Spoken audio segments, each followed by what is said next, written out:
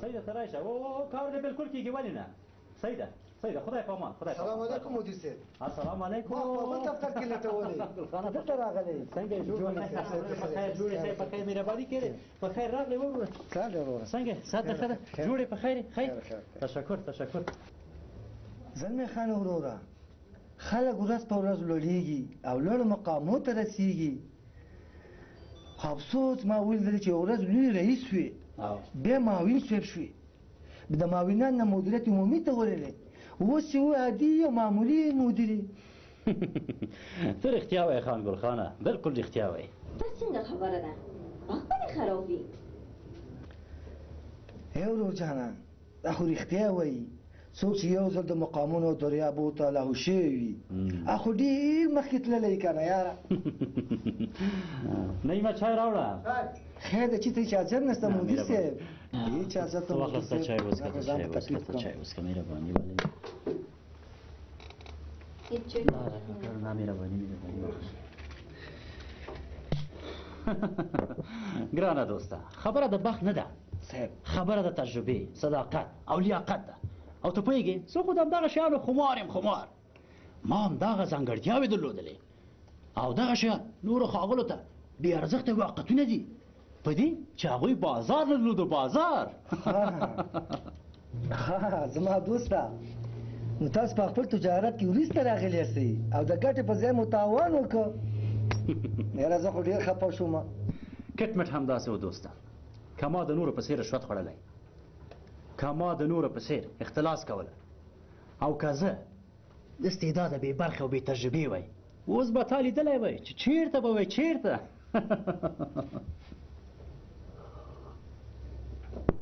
ها یعنی چې تاسو ته د خپل تجربه د خپل صداقت او لیاقت تاسو ته بلا وه بلا څه چې قلا وه چې له ما راچاپېر هر څه یې له ما نه پناه او لرې کړل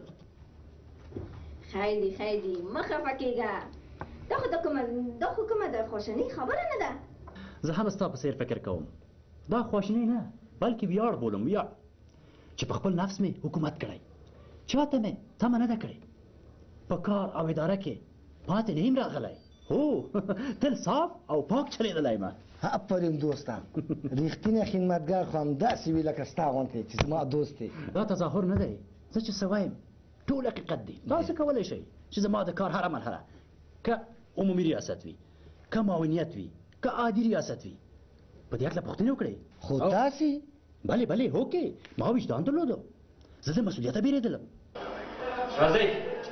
چې لاړ شو مدیریت راځئ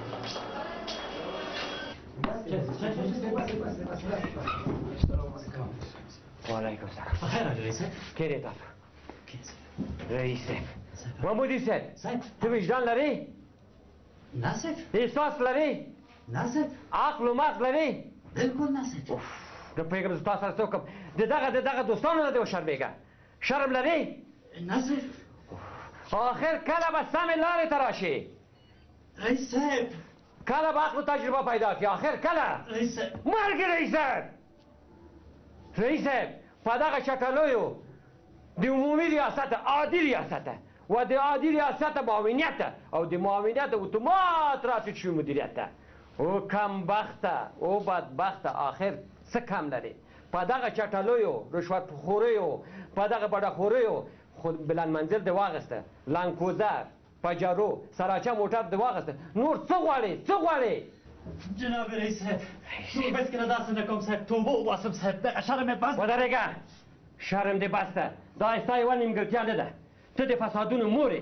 حاضري ته ته پابند یې په اختلاس تا صرفه ونه کړه له مراجعینو سره خو دې هېڅ وخت انساني و دوستانه چلند ونه کړه په چوکۍ چې ناست دایم د تدی ترې وي پوه شې او د ټولو نه غټه خبره دا ده چې خپله وظیفه دې په بریالي توګه هېڅ وخت سرته ونه رسوله او کمبخته زه تا سره څه وکړم جناب رئیس صاحب نور مه شرموه صاحب دغه شرم مې بس ده توبه